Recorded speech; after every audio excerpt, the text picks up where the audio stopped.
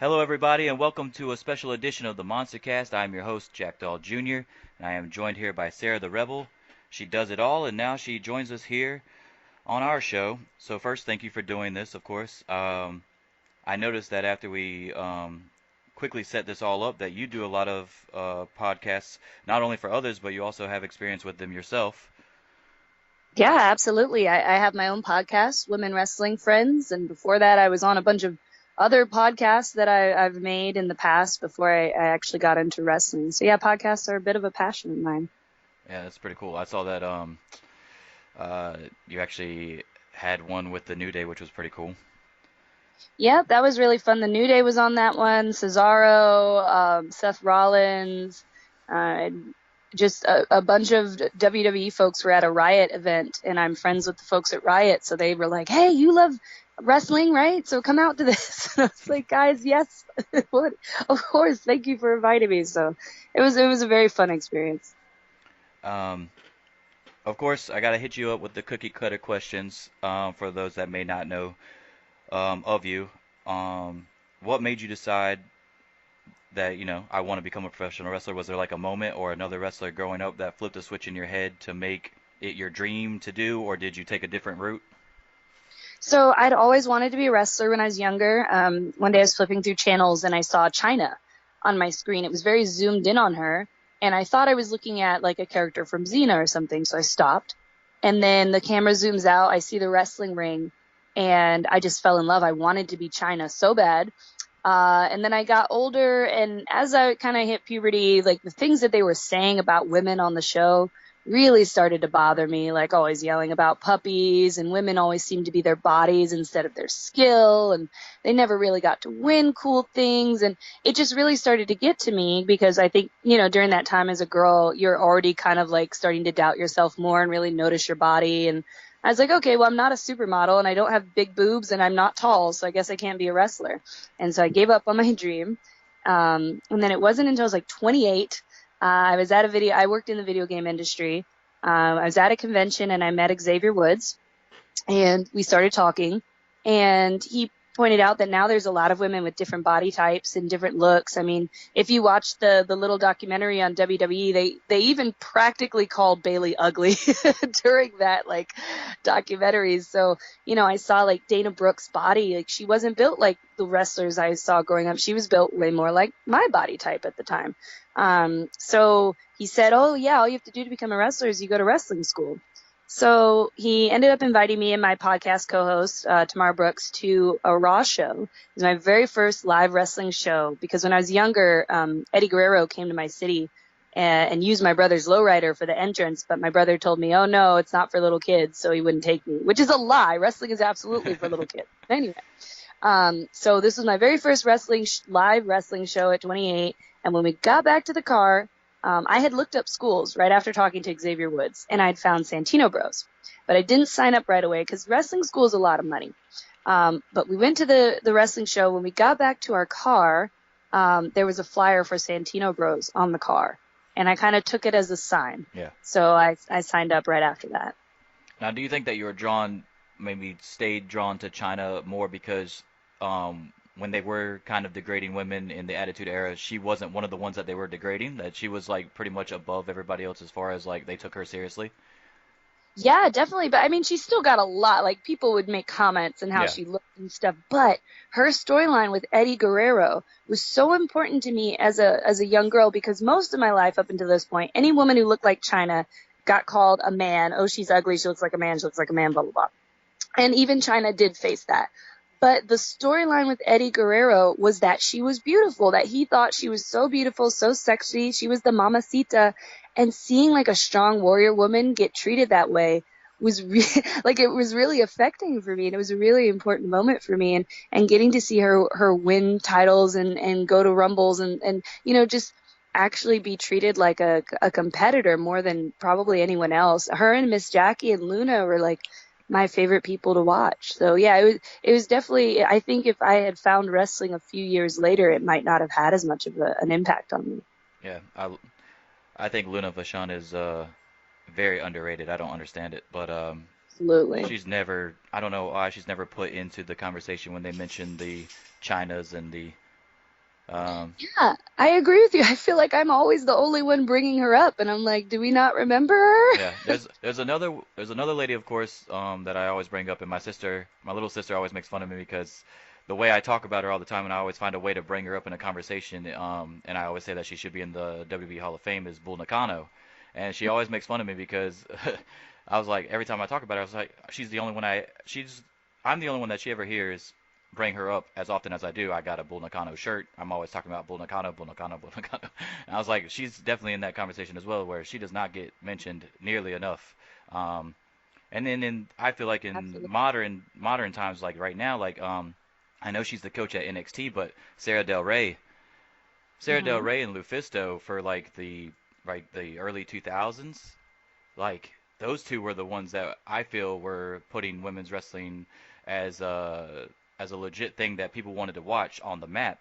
Absolutely. Yeah, so all these women, they've come a long way as far as like mainstream, but I feel like they're ignoring some important pieces along the way just because they weren't directly tied to WWE or any major promotion at the time. But those are the ladies that inspired a lot of the ones that are going on now. So Definitely. And so those three, for example, they're three women that I only learned about after I started wrestling training. yeah. Because I think it's really hard for indie wrestling to reach the WWE fans because we like if you're just a WWE fan and you don't know someone who wrestles or you don't like happen to see a flyer one day, you can go about or you don't go on like forums back when I was growing up, it would be like, there's a chat group or Hmm. an Angel Fire site or something Yeah. to find out that this exists. If you didn't do those things, Yeah. which quite like the majority of people who watch WWE do not do those things, then you would never find out about all of these people who were pioneers and who were the reasons for some of the things that we're watching on WWE.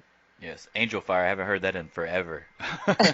Angel Fire, where they had their own. A lot of people did like the fantasy wrestling feds, and people could, Yeah. and that's. I mean, you do like the fantasy wrestling fed on Angel Fire, and then you pick. What you do is you would pick an actual wrestler that existed, and then some of them were completely fantasy based. But it was basically like Dungeons and Dragons for wrestling nerds, basically. And then you would have a guy that was in charge of the Angel Fire site, and he would be the booker or whatever, and write out the stories for everybody to read every week. It was really weird, but and like games like there's like a computer game that came out in the 2000s called Extreme Wrestling Revenge, and it was by a guy named Adam Ryland in England. And then he subsequently came out with TEW, which is Total Extreme Warfare, something like that. And he would come out with them every so often, and they were just like computer-based games, and they would be completely made up wrestling promotions, and you're basically the booker, but it's all text-based. And then fans got a hold of the mods and would import real pictures and real names and stuff so that you could use real life scenarios and people. And honestly, that game introduced me to a bunch of indie wrestlers that I had never heard of before because of the pictures and the names and everything that was so accurate with all their stuff, like basically, Wikipedia and cage match database and stuff like that. But so like uh, the Lufistos and the Sarah Del Reyes, that's how I actually ended up uh, learning about these people first. And then uh, what happens is like in the game you would take like a small promotion and you would try to go compete against the WWEs and stuff like that. So you could only hire the small indie guys, and then they have the overall ratings for different stats and stuff. So like you'd go out of your way to find out all these people, and they're like, well, if this is based off of real stuff, and these ladies are this good in the game based off of people's opinions or whatever. Then I wonder how good they are in real life. And then you go out of your way to your YouTubes and stuff and start looking up their matches and start learning about all kinds of stuff. So Fun trivia fact: Tyler Bateman used to be a RPer back in the day before he was a wrestler on those wrestling sites. Uh, but I didn't know about any of this because growing up, I was told you use that computer to do your homework, and that's it. And don't get in any chat groups, or you'll be kidnapped and murdered. And I yeah. was like, okay. Oh, I've heard that. I've heard the chat room rumors before. I used to get on like the wrestling chat rooms for like Yahoo Messenger and stuff like that. So yeah, but Angel Fire, that definitely. I was like, I haven't heard that in forever. Um, but speaking of indie promotions that you didn't have access to, that now today you would have access to, is like a Fight TV app, which is like a godsend at this point. But Championship Wrestling from Hollywood, which you are involved with or have been involved with in the past a lot, is on Fight TV that people can watch for free. So how did you get into Championship Wrestling from Hollywood? So because I was dating Tyler Bateman, and he basically kept saying, "Hey, put her on," and they were very hesitant, but finally they agreed. And I started as a manager there, and I kept mentioning to them that I would like to wrestle, and so finally they were like, "Okay, we have an idea for a feud." With Royce and Bateman were having a feud, and Heather was part of Royce's crew. So they were like, okay, well, you and Heather can have this feud. And so Heather Monroe and I had a feud that ended at a pay-per-view, and I actually won after being kidnapped. No, I was kidnapped after I won. That's right. I escaped that same show to bring the PP3 Cup to Bateman. It was crazy. Anyway, so that was kind of how that happened. And it was a very good learning experience because I had already debuted with WoW Women of Wrestling at this time. And working for television, getting to work at a different company that did television really kind of helped me solidify my skills. It's something that not a lot of people know, but when you're a wrestler, there's a very big difference between working a live crowd, and working for TV. And if you just work at one place for TV, you tend to think that that's just how all wrestling television is made. So I'm very thankful that I got to work with Championship Wrestling from Hollywood, because I got to see a different version, which opened my eyes to there are some constants in things you want to do, but you also have to be very flexible in the different things that different companies want. And then also on Fight TV is Empower Wrestling. They're brand new, EMPOWER. That one you do have to pay. There's 2 pay-per-views, but you can watch 2 of my matches on there as well. Um, Now, when you say Royce, you're referring to Royce Isaacs from NWA at the moment? Yes. Okay, I'm just making sure for everybody out there that might not know. Okay, so we went over the fact that China was one of your favorites, like caught your eye first. But is there anybody that really kind of inspires the way that you wrestle? Um, as far as my style, not really, because I started wrestling a lot later than most wrestlers do. Hmm. And as a result, there are way more limitations on my body that I'm fighting through that other people wouldn't. So maybe I would look and say, oh, I really wish I could do all this cool stuff. Like, honestly, truly, I wish I could wrestle just like China, just real big moves. But the fact is, I'm 5 feet tall. So I can't really wrestle like that. So I've kind of had to adapt, basically taking things, the big moves that I do love, and finding the versions of them that are smaller. But to give a more specific example, Sarah Wolf, the wrestling that I did as Sarah Wolf on Championship Wrestling from Hollywood was directly based on Tyler Bateman. Some of his, I don't know how many people noticed, but a lot of the moves that I did were like smaller versions of Bateman's moves. Yeah. And he's in, of course, if nobody knows who he is in Ring of Honor currently, killing it. Um, so when you, okay, so since you started later, is there a favorite match that you already have that you've had, like that you can point to and be like if a fan came up to you and they were with their friends who their friends knew you but they didn't, and they asked you, what's one match that would really show me like who you are? What would you tell them to watch? Unfortunately, it hasn't aired yet, but it is my match versus Holodead on WoW Season 3. When it airs, you're going to see, I think that was probably my favorite match of my whole life. But for one that has aired, I would actually say my first match on WoW, which was Razor versus Linus. You can only watch it on Access TV. Hmm. Um, but that match, from the reason why I really like it, is it shows what I'm best at, which is character and story being told through what I'm doing in the ring. There's not necessarily a bunch of big splashy moves in the match, but it's very clearly you can watch the match and you understand exactly who the 2 people in the ring are. And that's what I love about wrestling. I love the storytelling, the ability to not just tell a story through your words and through promos, but to actually be able to tell a story through what you're doing in the ring. That's kind of my favorite aspect of it. That's pretty cool.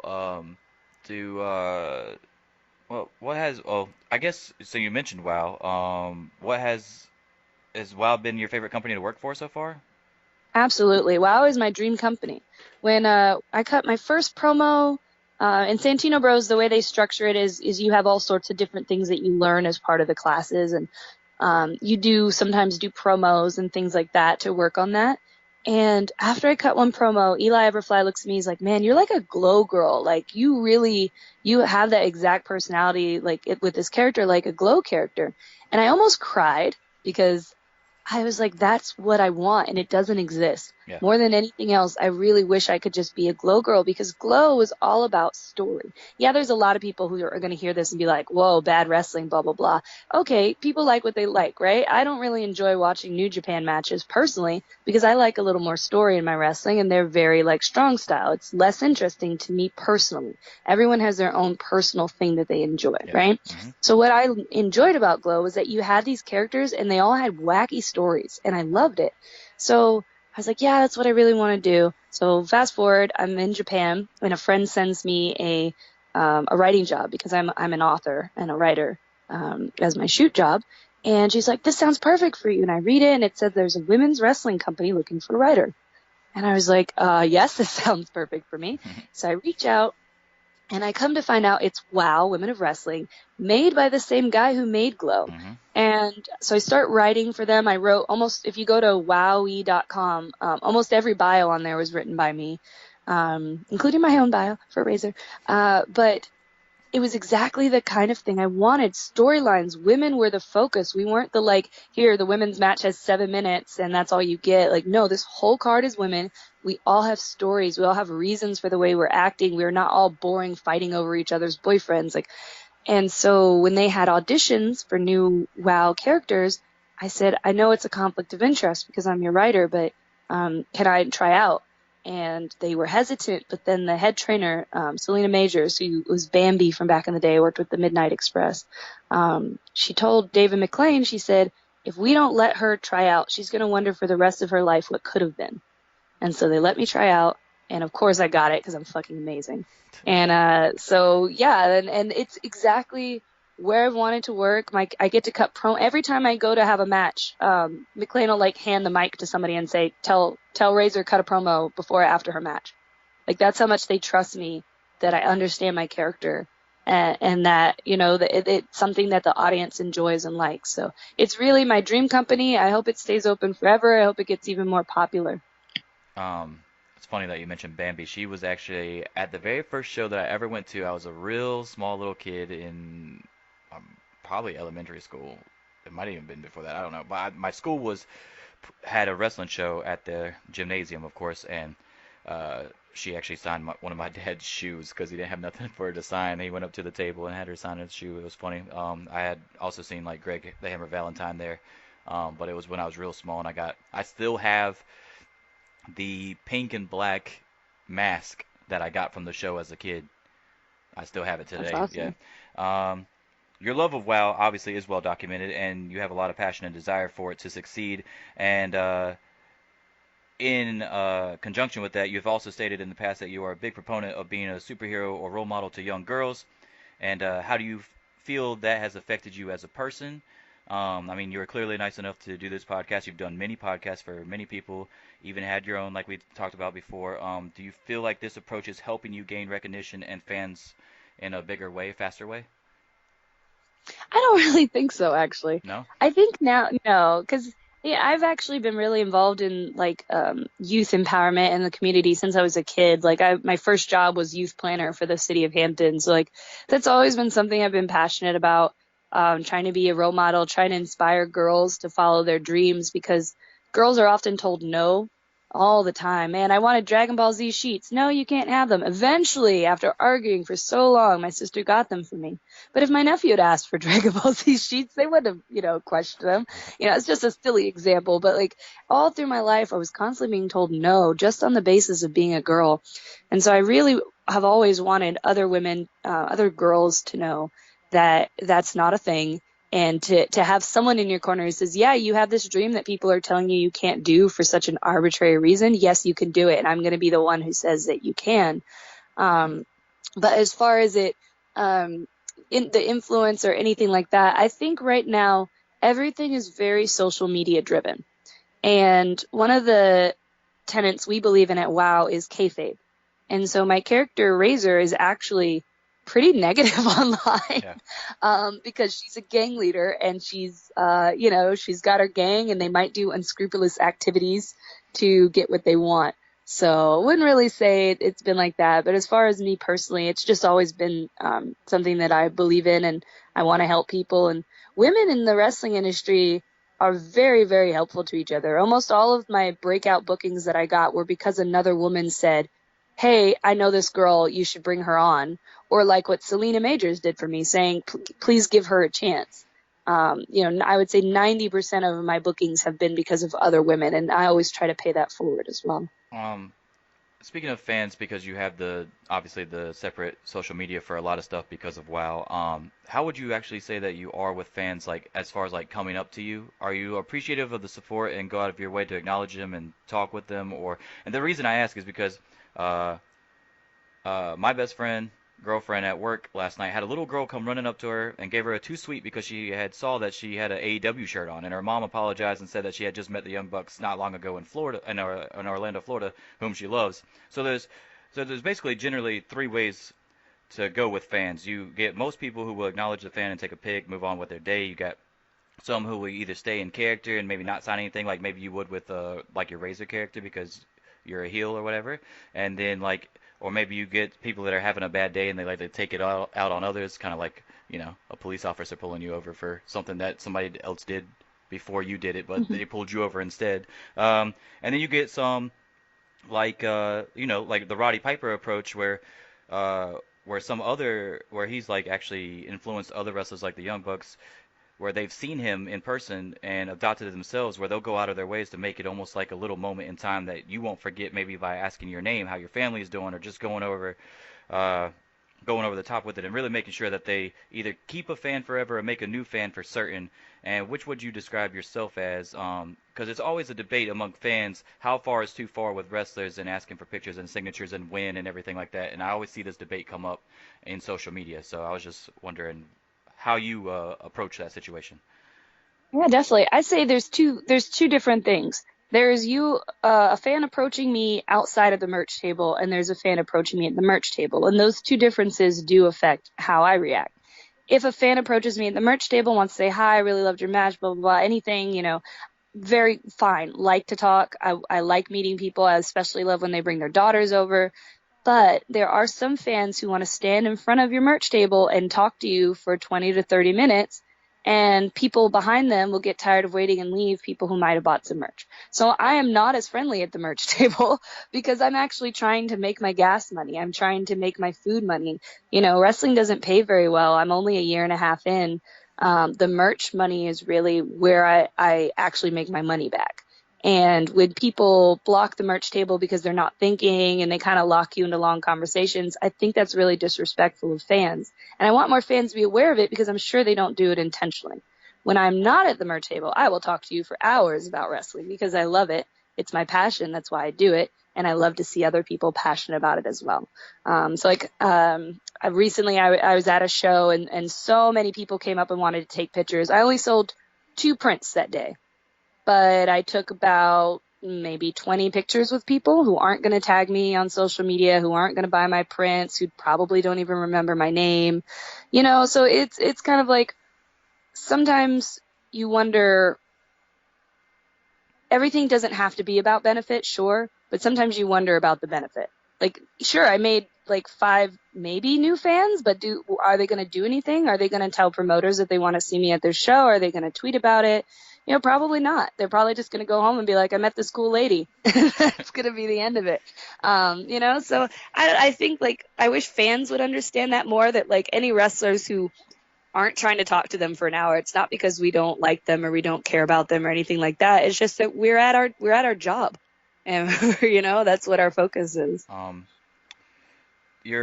what's your okay? What are you most excited for in the near future? You mentioned the match with Holiday that's going to air in season 3 of WoW. Is there anything else that's coming up for Sarah the Rebel or Razor that's coming up that you're like really excited about that you want people to know? Yeah, so first of all, season 3 of WoW when it comes, there's going to be a lot of really cool stuff in there. I can't wait for you guys to see it. Some shocking things are going to happen, and kind of, I think everybody's really going to like it. You'll probably see me more at OVW in the coming future. You can go back and watch on YouTube some of the stuff I've done there. And then we're going to have more stuff coming up with Empower.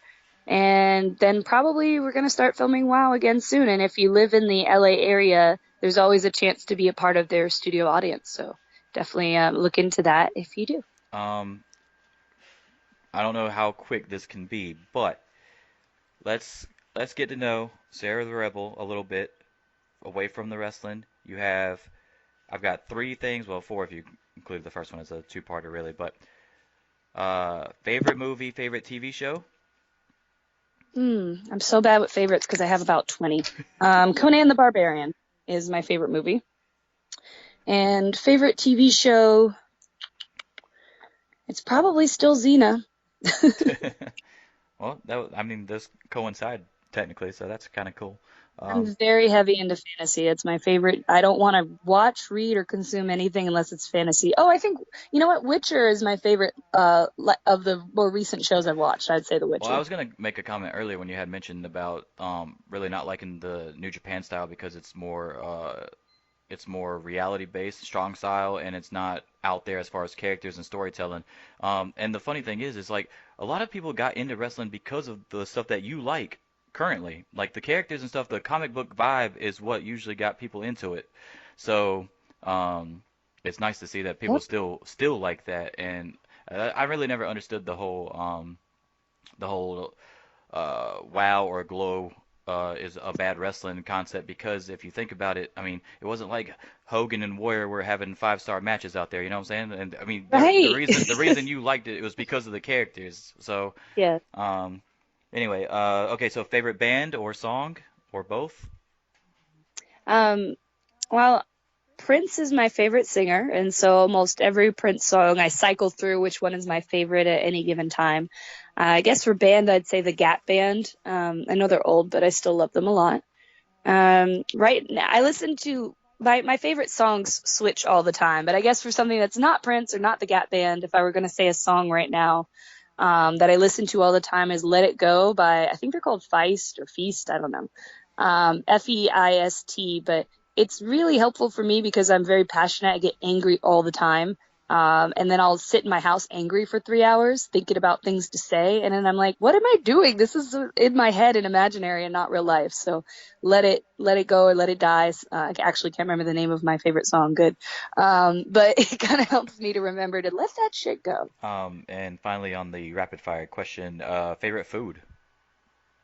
Sushi. Sushi? Yes. Um, so I watched like I want to say there was three of them. I can't remember if there's. I don't know if there's more. So don't get mad at me. But I watched your vignettes for Razor on WoW. Yeah, there's 3. Yeah, Yep. okay. So I watched all three of them. They're really fucking good. Thanks. So that was I want to shout out Adam Murray. He goes by Adam, spelled like the molecule Adam Murray online. That was me and him and the people who funded it. Friends Online. I made a GoFundMe, and I had this vision for what I wanted. So Adam and I put it together. He worked with me for super cheap. Found me a sound guy. I knew I loved his editorial style. And we got a bunch of girls. I just said, "Hey, would you guys want to be in a girl gang?" And like 50 women were like, "Yes, absolutely," with no other details given. And we made it. It wasn't made by WoW. It was something that me and Adam made for WoW. Okay, because it had like the vibe like it came straight out of like an '80s movie. It was awesome. Um, yeah, but Yes, I loved it. yes, and that was exactly what we wanted. Thank you. I love it too. Um, okay, so also I want to plug in your because you have a Pro Wrestling Tees shirt available as well as Razor, correct? I believe. Yes, I Okay, do. so you got the Psycho Sisters shirt and the Razor shirt, and so you can get that on Pro Wrestling Tees, and of course you can follow Sarah the Rebel at Sarah the Rebel on Twitter, um, Facebook at Sarah the Rebel, Instagram. She has two. Do you have two Twitters as well for the WoW? I Okay, do, yes. okay, But just like I'm not running the Twitter or the Instagram for WoW anymore because they've hired like um social media people. Gotcha. So now that's kind of like not really one that I'm running, but still follow it because that's where any news will be posted if you're specifically interested in WoW. And then I also have a Patreon, which is also Sarah the Rebel. Yes, I have And that that's written down actually. Did you ever get your last you said you needed one more? technically, I need, yeah, somebody signed up at a different level technically. So I think technically I made it, but I'm not sure if I'm going to count it. It's a long story, but, yeah, I'm thinking we'll make it Okay. for sure. All right, awesome. So of course, thank you for doing this for me. It was fun. Thanks for having me. No problem. And hopefully I only did 3 rapid fire questions because I didn't want to burn it out. So if I have you on again, I can think of some other stuff. Sounds All good. right, thank you.